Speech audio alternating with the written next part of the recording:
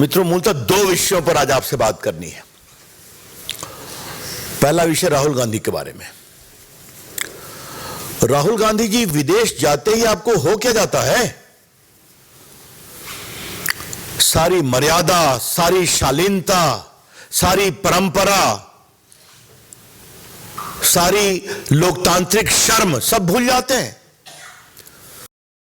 Rahul Gandhi, what happens to you when you go abroad? You forget all the parliamentary norms, political propriety, democratic shame. You forget everything. क्या बोल रहे हैं कि भारत में हमें बोले नहीं दिया जाता। अभी देश घूम कर क्या है ना, एकता यात्रा में, अपनी जोड़ो यात्रा में सब जगह बोले, अपशब्द बोले, गाली दिया। अभी सदन में आप लोगों ने सुना होगा, लंबा भाषण हुआ एक व्यापारिक संस्थान को लेकर करके, हमारे प्रधानमंत्री के खिलाफ कितनी भद्दी भद्दी बातें कहे। थोड़ा मुझे भी जवाब देने का लोकसभा में अवसर मिला था। पूरी बात कहे कि नहीं कहे? नॉर्थ ईस्ट में प्रचार करने गए, जो कांग्रेस का गढ़ हुआ करता था, पार्टी को मिला 0/0। अब जब देश की जनता उनको ना सुनती है ना समझती है और उनका समर्थन करने की बात तो दूर, तो विदेश में जाके विलाप करते हैं कि भारत का लोकतंत्र खतरे में है। यह बहुत शर्मिंदगी भरी बात है। राहुल गांधी जी ने लंदन में अपने भाषणों में भारत के लोकतंत्र, भारत की संसद, भारत की जनता, भारत की राजनीतिक व्यवस्था, भारत की न्याय व्यवस्था और भारत की सामरिक सुरक्षा, सबका अपमान किया है। The BJP would like to very emphatically state with great agony that Mr. Rahul Gandhi has sought to shame India's democracy, India's polity, India's parliament, India's judicial system and India's strategic security from a foreign land. इसका कोई मतलब है कि अगर देश में आपको बार बार हार का सामना करना पड़ता है तो आप झूठी बातें कहेंगे विदेश में? हम इसकी बहुत भर्त्सना करते हैं। लेकिन एक बड़ा सवाल आज हमें कांग्रेस पार्टी से पूछना है, उनके अध्यक्ष खरगे साहब से पूछना है और राहुल गांधी की माताजी सोनिया गांधी जी से पूछना है। क्या कहा राहुल गांधी जी ने? कि यूरोप और अमेरिका को भारत में लोकतंत्र को बचाने के लिए इंटरफेयर करना चाहिए। ये उनके शब्द है ना? क्या मतलब है इसका? सरकार किसी की भी हो, हम कभी किसी विदेशी ताकत का भारत में आंतरिक हस्तक्षेप को लेकर मुखर विरोधी रहे हैं और भाजपा तो इसकी बहुत ही ज्यादा सशक्त रूप से विरोधी है। आज राहुल गांधी ने भारत का जो एक कंसेंसस रहा है कि no foreign country must intervene in India's internal affairs, उसको विदेश की धरती से शर्मसार करने की कोशिश की है जब उन्होंने कहा कि अमेरिका और इंग्लैंड, यूरोप को इंटरफेयर करना चाहिए। खरगे साहब, राष्ट्रीय अध्यक्ष कांग्रेस पार्टी, भाजपा आपसे जानना चाहती है कि क्या आप युवराज राहुल गांधी के इस टिप्पणी का समर्थन करते हैं? नहीं करते तो उसको डिसोन करिए, वरना स्पष्ट होगा कि आप भी साथ खड़े हैं। सोनिया जी, अपने सुयोग्य पुत्र की इस गैर जिम्मेदाराना टिप्पणी का आप क्या समर्थन करती है? ये भी भाजपा आपसे जानना चाहती है। राहुल गांधी ने आज देश की जनता को शर्मसार किया है। 132-33 करोड़ जनता को, जिसको भारत के लोकतंत्र पर गर्व है, जिसको अपनी क्षमता पे गर्व है कि किसी को भी बदल सकते हैं, उनके बारे में बातें कही हैं। ये बहुत दुर्भाग्यपूर्ण है। बीजेपी इसकी बहुत भर्त्सना करती है। The BJP would like to repeat, ask the Congress National President Mr. Kharge if you feel that you are an elected president of the Congress, do you support this irresponsible and shameful comment of Rahul Gandhi that America and Europe must intervene in India to restore democracy? Please reply, Mr. Kharge. And Madam Sonia Gandhi ji, the BJP would also like to urge you to make your stand very clear. Where do you stand in the face of this utterly irresponsible comment of your son asking for interference by America and Europe to restore democracy in India? इससे बड़ी कोई गैर जिम्मेदारी की बात हो सकती है क्या? राहुल गांधी ने संघ के बारे में बहुत बोला है. मैंने सदन के अपने भाषण में एक टिप्पणी की थी कि क्या राहुल गांधी आरएसएस का पूरा नाम जानते हैं, तो इस पर सांसदों में बहस हो गई. क्या आरएसएस के फाउंडर का नाम जानते हैं, इस पर भी चर्चा हो गई. चलिए उसकी बात छोड़िए. आपने संघ की तुलना मुस्लिम ब्रदरहुड से की थी. इससे बड़ी कोई शर्मनाक बात हो सकती है? कंडेमनेबल, भर्त्सना योग्य. राष्ट्रीय स्वयंसेवक संघ एक राष्ट्रवादी संगठन है. 1925 से देश की सेवा, राष्ट्रभक्ति, राष्ट्र सेवा, राष्ट्र संकल्प और राष्ट्र समर्पण में संघ ने बहुत बड़ा काम किया. और हमें गर्व है कि हम सभी स्वयंसेवक हैं जो यहां बैठे हुए हैं. और आज संघ के आदर्श से प्रभावित, प्रेरित हजारों लोग देश में शासन कर रहे हैं. लेकिन राहुल गांधी जी, ये बात मैंने हल्के से सदन में कही थी, आज यहां थोड़ा प्रखरता से कहना चाहूंगा. राष्ट्रीय स्वयंसेवक संघ की आलोचना आपके परनाना जी नेहरू जी भी करते थे, आपकी दादी जी इंदिरा गांधी भी करती थी, आपके पिताजी राजीव गांधी भी करते थे, आप भी करते हैं. राष्ट्रीय स्वयंसेवक संघ कहां से कहां पहुंच गया, उसकी विचारधारा का प्रभाव देश के ऊपर है. और आपकी पार्टी कहां से कहां सिमट गई और 24 में और सिमटने वाली हैं आप.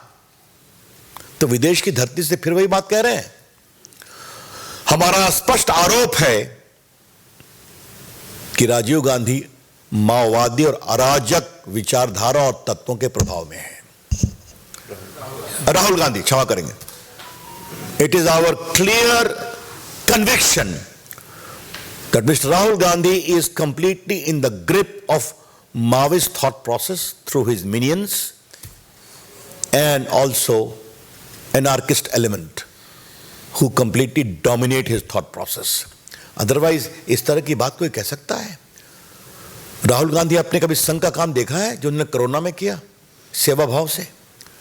कभी आपने उनका काम देखा है जो उन्होंने शिक्षा क्षेत्र में काम किया है, जिन्होंने आदिवासी वनवासी मित्रों के लिए जो काम किया है देश भर में, नॉर्थ ईस्ट में? कभी आपने उनके सामाजिक समरसता के काम को देखा है? क्या बात करते हैं आप?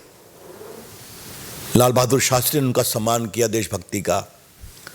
स्वयं 62 के बाद नेहरू जी को भी 26 जनवरी के परेड में उनको बुलाना पड़ा. ये राष्ट्र सेवा, राष्ट्र प्रेम, राष्ट्रभक्ति का पाठ राष्ट्रीय स्वयंसेवक संघ पढ़ाता है. उसके बारे में आप इस तरह की हल्की, बेबुनियाद और बेशर्मी भरी बात कहेंगे? हम इसकी बहुत भर्त्सना करते हैं. राहुल गांधी को चीन से इतना प्यार क्यों हो जाता है अमेरिका विदेश की धरती पर? आजकल चीन को वो सद्भावना का सर्टिफिकेट दे रहे हैं और सवाल हमसे पूछ रहे हैं. राहुल गांधी जी, ये सवाल आपको अपने परिवार से पूछना चाहिए कि जब आपके परनाना जी थे भारत के प्रधानमंत्री, तो 62 में क्या हुआ था? भारतीय सैनिकों की पिटाई हुई थी. और अब तो इतिहास में सारी बातें आ गई हैं कि वो कपड़े के जूते में लड़ते थे. उनके पास बुलेट प्रूफ जैकेट नहीं थे, अच्छी बंदूकें नहीं थी. और आज राहुल गांधी, आज आपको मैं एक बात बताना चाहता हूं. आपकी सरकार का ऑफिशियल स्टैंड था, जिसको आपके रक्षा मंत्री ए.के. एंथोनी ने कहा था सदन में, कि हम अपने सरहद पर इंफ्रास्ट्रक्चर को मजबूत करके चीन को इरिटेट नहीं करना चाहते हैं. ये उनकी फॉरेन पॉलिसी थी. और आज देखिए, हमारे प्रधानमंत्री नरेंद्र मोदी जी को लद्दाख से लेकर अरुणाचल तक सारे इंफ्रास्ट्रक्चर, सारे पुल, सारी सड़कें बन गई हैं और सेना का मूवमेंट कितना सुलभ हो गया है। इसे कहते हैं स्वाभिमान, इसे कहते हैं सामरिक सुरक्षा। लेकिन सामरिक सुरक्षा राहुल गांधी कितना समझते हैं, इस पर थोड़ा विवाद करना पड़ेगा, बहस भी करनी पड़ेगी। हम चाइना को लेकर उनके कहे गए सारी टिप्पणियों की भर्त्सना करते हैं। और राहुल गांधी जी, आप विदेश की धरती पर भारत का अपमान करना बंद करें। अगर देश आपको बार बार हराता है, आपकी पार्टी को, तो कृपया कर करके इसका गुस्सा विदेश की धरती पर मत रखें। और एक बात मैं और बहुत विनम्रता से कहना चाहता हूं, विदेश में तो सबको बोलने का अधिकार है, लेकिन अगर ब्रिटिश संसद के प्लेटफॉर्म का दुरुपयोग भारत के लिए अपमान के लिए हो रहा है, तो क्या वहां के संसद सदस्यों का भी तो अधिकार बनता है कि कुछ सवाल पूछें, बताएं कि आप क्यों कर रहे हैं। आप मुझे ये बताइए कि नरेंद्र मोदी की अगुवाई में भारत दुनिया की 5th इकोनॉमी बना है कि नहीं बना है, इंग्लैंड से आगे बढ़ा है कि नहीं बढ़ा है, मोदी आज दुनिया के सबसे लोकप्रिय नेता है या नहीं है। फिर इस तरह की बेतुकी, बेशर्मी भरी, बेबुनियाद और झूठ बात, तो कहीं ना कहीं उनका प्रतिकार होना चाहिए जिस प्लेटफॉर्म का दुरुपयोग कर रहे हैं। मैं बाकी वो कांग्रेस के समर्थकों से मिलते हैं, इस पर हमें कोई टिप्पणी नहीं करनी है, लेकिन अगर संसद में उसका दुरुपयोग कर रहे हैं तो there needs to be a proper rebuttal, ये मैं कहना चाहूंगा। तो दूसरी बात मेरे अपने प्रदेश का मामला है। कल राबड़ी जी पर रेड हुई, आज लालू जी पर चल रही है। रेड के बारे में मुझे कुछ नहीं कहना है, लेकिन देख रहे हैं कि क्या जदयू, क्या विपक्षी और क्या आरजेडी पूछताछ पर चिल्ला रहे हैं और कह रहे हैं सीबीआई का दुरुपयोग हो रहा है। तो थोड़ा हम रिकॉर्ड साफ करना चाहते हैं। फॉर्डर स्कैम में सीबीआई इंक्वायरी का पीआईएल हुआ था ना, एक में पिटिशनर सुशील मोदी, उनका वकील मैं था, और दूसरे केस में पिटिशनर कौन थे? बाबू राजीव रंजन सिंह ललन, जदयू के राष्ट्रीय अध्यक्ष। तो सीबीआई इंक्वायरी में ललन बाबू आपकी भी भूमिका रही है, जो आप राष्ट्रीय अध्यक्ष हैं, और स्वाभाविक रूप से नीतीश बाबू समता पार्टी के नेता थे तो पीछे खड़े थे। लालू प्रसाद जी को सजा हुई या नहीं हुई? 4 केसेस में अपील पेंडिंग है कि नहीं? तो उस समय तो यही कहा गया था कि झूठा बेबुनियाद काम अटल बिहारी वाजपेयी और भाजपा वाले कर रहे हैं। अब जरा हमें यह बताइए कि लालू प्रसाद जी रेल मंत्री थे तो रेलवे के 2 बड़े बड़े होटल रांची में और भुवनेश्वर में एक कंपनी को बेचे गए कि नहीं? और वो कंपनी ने पटना की एक बहुत बड़ी अपनी जमीन नई नई कंपनी बना के परिवार को दी कि नहीं दी, जहां बिहार का सबसे बड़ा मॉल बन रहा था? यह सच्चाई है कि नहीं है कि यह भी झूठा है? और इसी पर संतोष नहीं हुआ तो जमीन दो, नौकरी लो, एक तीसरा स्कैम शुरू किया गया। और मेरे पास सब के नाम हैं जो आप लोगों ने छापे हैं, हमने नहीं छापे हैं, मेरे पास सब आप ही लोग की कतरन सब रखी हुई है। और जितनों को नौकरी दी गई वो सब अधिकांश उन्हीं के समाज के थे, लेकिन फिर भी नौकरी तभी मिलेगी जब जमीन गिफ्ट करोगे, मेरी पत्नी को, मेरी बेटी को, मुझे, दोनों बेटी को। और लगभग 4.5 करोड़ की जमीन मात्र कुछ लाखों में दे दी गई, और कोई कंपनी का भी शेयर दे दिया गया। ये सीबीआई के जांच का विषय है, चार्जशीट फाइल हुई है, उनके पास कुछ एडिशनल जानकारी होगी तो जानकारी मालूम कर रहे हैं। तो इस पर हाय तबाह क्यों मच रहा है भाई? चारा घोटाले में जेल गए, हाँ मैं बोलना ही भूल गया, अलकतरा घोटाले का केस भी मैंने ही बहस किया था, पीआईएल, उसमें भी कन्विक्शन हो गए सब, उनके मंत्री, उनके अफसर। तो चारा घोटाला कन्विक्शन डन, अलकतरा घोटाला conviction done, railway scam chargesheet file, परिवार ट्रायल फेस कर रहा है, land for job scam chargesheet file, बाकी पूछताछ, अब वहां भी ट्रायल होगा। एक परिवार के लोगों को एक्विटल नहीं हुआ है, लालू प्रसाद समेत, और आप तूफान मचाए हुए हैं। लेकिन बड़ा सवाल मुझे नीतीश बाबू से पूछना है। नीतीश बाबू, क्या हो गया भाई? कुर्सी के लिए इतने आप आतुर हैं कि सारी सीमाएं पार कर जाएंगे आप शर्मनाक समझौते की। मेरे पत्रकार मित्रों, आप याद करो 17 में नीतीश कुमार ने क्यों छोड़ा था लालू का साथ? कि इन्हीं घोटालों का जवाब नहीं मिल रहा था। याद है कि नहीं? आपको याद है? का रेलवे के इन भ्रष्टाचार भरे गंभीर आरोपों का जवाब मिलना चाहिए। आज जब इसके ट्रायल की गति पहुंच रही चार्जशीट के बाद, तो हल्ला कर रहे हैं। नीतीश बाबू, आप सुशासन बाबू कहलवाना बंद करिए। Nitish Kumar ji, please stop calling you as the सुशासन बाबू ऑफ बिहार। जिस तरह से आपने बिहार को अपने राजनीतिक स्वार्थ और कुर्सी के प्रेम में इस गतर तक पहुंचाया है, और प्रदेश की जनता बैठी है उसका जवाब देने के लिए। हम सारे आरोपों का प्रतिकार करते हैं। हमें सीबीआई की जांच पर कुछ नहीं कहना है, वो सीबीआई करेगी। लेकिन ये जो बार बार कहा जा रहा है कि हमें राजनीतिक प्रभाव के कारण तंग किया जा रहा है भाजपा के द्वारा, हम उसका प्रतिकार करते हैं। और आज पत्रकार मित्रों से मैं अंत में एक ही बात कहूंगा, एक बार ये सब इलेक्शन कमीशन के साइट पर है। आप तेजस्वी बाबू की संपत्ति का ब्यौरा निकाल लीजिए जो उन्होंने पिछले चुनाव में दिया था, राबड़ी जी का निकाल लीजिए, मीसा जी का भी निकाल लीजिए, और जरा अपने शोधी चिंतन से सोचिए कि इतने यंग अवस्था में इतनी संपत्ति लैंडेड कहां से आ गई, सोर्स ऑफ इनकम क्या था।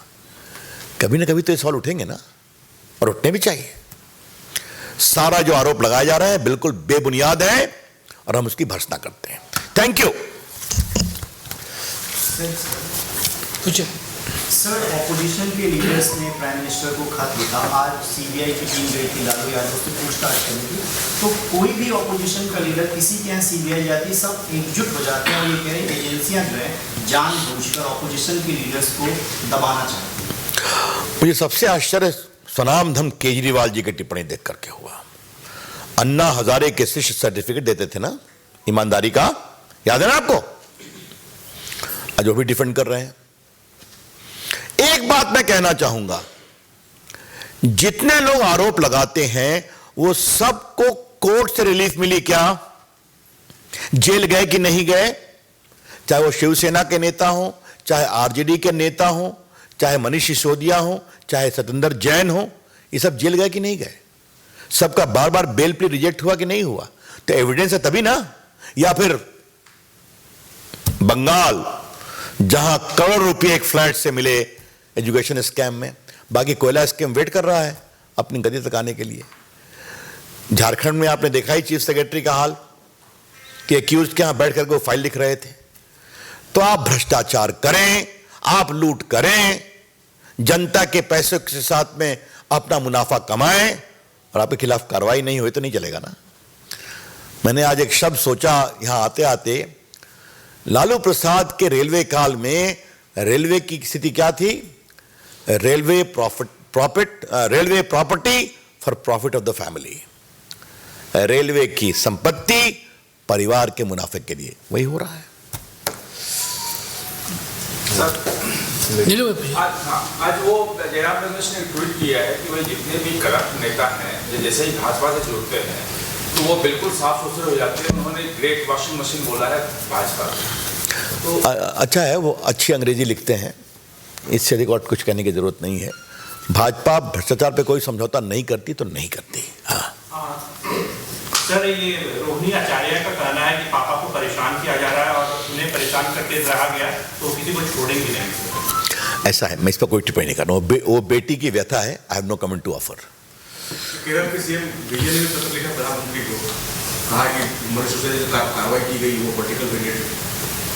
भाई, पत्र लिखने की आजादी सबों को है ना, उस पर कहाँ मनाई है? मनाई है क्या? सर, कांग्रेस ने आरोप लगाया कि बी टीम है आम आदमी पार्टी बीजेपी। ऐसा है, आम आदमी पार्टी किसकी बी टीम है, कौन किसकी सी टीम है, इसको छोड़ दीजिए ना। अभी जो विषय है वो गंभीर विषय है, अभी मैं उसी पर रहूंगा। Any other question? Thank you.